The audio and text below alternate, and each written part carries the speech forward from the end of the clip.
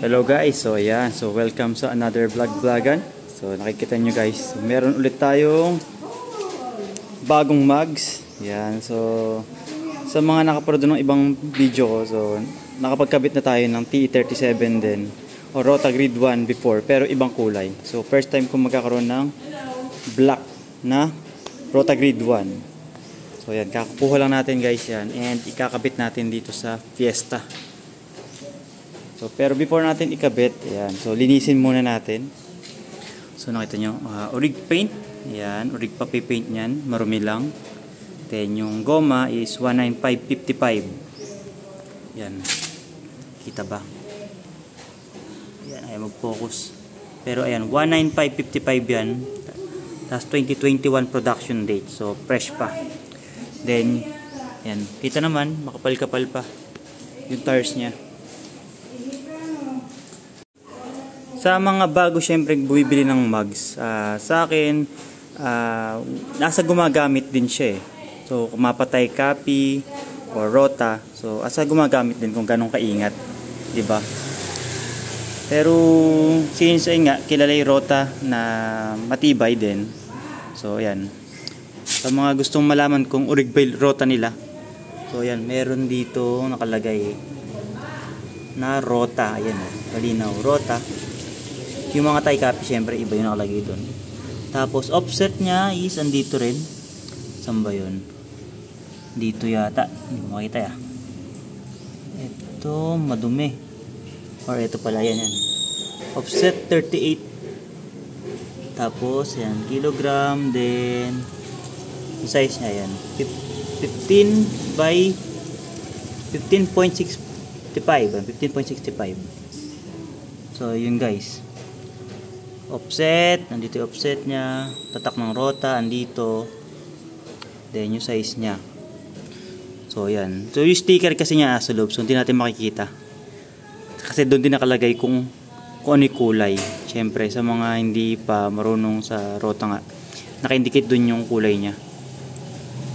Yan, so linisin natin guys bago natin kabit dito sa Fiesta. So sa akin kasi ito tie copy to, ayan, na 17 by 8 offset 42. So pagkakabit natin guys nito is bala ko i-repaint to, so abangan nyo ako. Okay guys, so tapos na natin linisin. Ayan, so ayan, lumabas na yung kintab nya. So sabi ko nga fresh yung nakuha natin. Ayan, rig paint pa. Ayan, makapal pa yung goma. Ayan, so kabit na natin. So magta-timelapse na lang ako guys para mabilis ulit.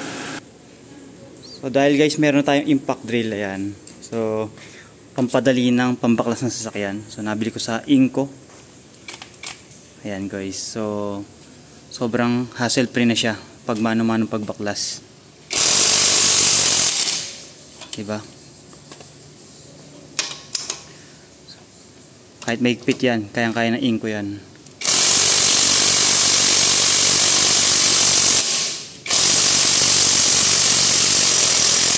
Ayan.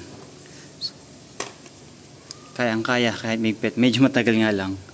So ayan, nalugan ko na lahat. So ayan guys, so tuloy ko na yung pagpapaklas para ma-print na natin itong mugs.